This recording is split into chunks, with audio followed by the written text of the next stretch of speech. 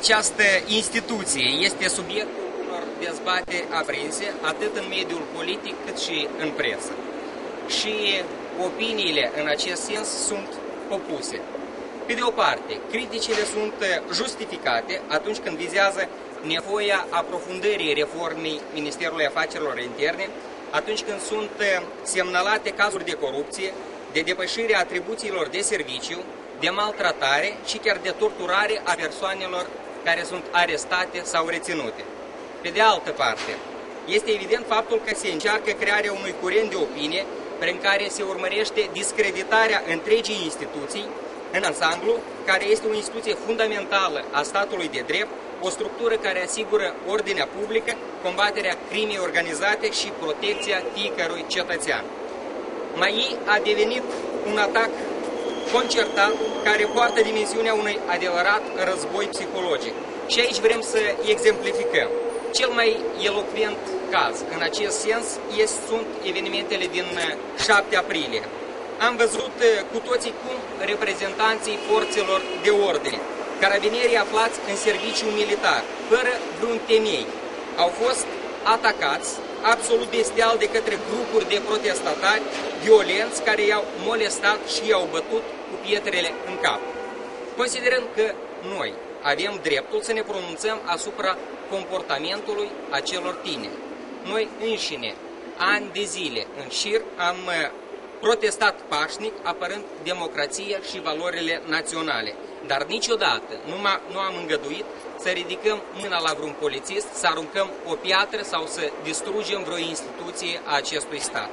Niciun abuz real sau imaginar al guvernării nu poate justifica excesele violente a celor care își exprimă dezacordul cu puterea. Nu dorim să ne pronunțăm asupra cazurilor sau autorilor acestor crime. Investigațiile trebuie făcute de organele de drept, iar verdictul trebuie făcut și spus până la urmă de către justiție.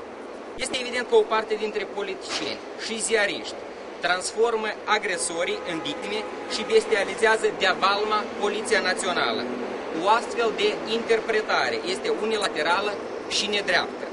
Și totuși, cazurile izolate de violență sunt regretabile, noi le condamnăm, dar ele nu trebuie generalizate până la urmă. Poliția Națională nu merită hulită și condamnată de-a valmă. Dragi prieteni, să ne amintim că anume Poliția Națională a apărat cu prețul propriului sânge în 1992 integritatea Republicii Moldova, în războiul de pe Nistru.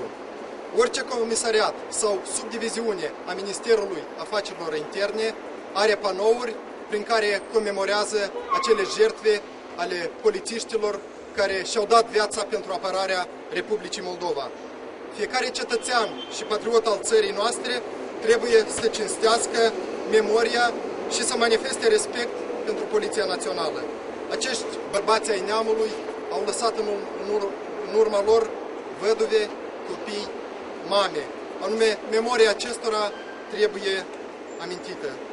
Suntem gata să contribuim la reformarea și modernizarea Ministerului Afacerilor Interne. Selectarea și promovarea riguroasă a resurselor umane este un compartiment important. Asigurarea unor salarii corespunzătoare, asigurarea unui spațiu locativ conform legii cu privire la poliție, dotarea cu echipament și unități de transport necesar pentru buna exercitare a atribuțiilor de serviciu este una de asemenea necesară. Sunt în mare măsură justificate criticile care se aduc poliției rutiere, dar corupția din cadrul acestei subdiviziuni presupune relația dintre două părți. Relația dintre cel care dă mită și relația dintre cel care ia mită. Deci înșiși conducătorii auto trebuie să respecte regulile circulației rutiere pentru a lichida și a diminua nevoia de a oferi mită. Unii critică majorarea amenzilor în urma intrării în vigoare a noului cod cu privire la contravențiile administrative. Dar trebuie să ne gândim și la statisticile care sunt cu privire la numărul morților, printre care sunt și copii. Unii copii, pentru că părinții suferă în acest sens, inclusiv în urma accidentelor rutiere. Conducerea automobilului în stare de ebrietate sau la o viteză mare este un pericol și provoacă foarte multe tragedii. Diminuarea corupției presupune și echiparea tehnică a fiecărui echipaj de poliție rutieră. Se impune ridicarea prestigiului și autorității Poliției Naționale în societate, cultivarea sistemului de respect al cetățeanului față de Poliția Națională. În acest sens, colaboratorii de poliție trebuie instruiți să aibă un comportament care să nu inspire frică, ci să trezească respect, demnitate și considerație față de toți cetățenii Republicii Moldova. Aceasta este opinia echipei Partidului Popular Creștin-Democrat, care vine să renoveze Ministerul Afacerilor Interne și să trezească respectul cetățeanului față de Poliția Națională.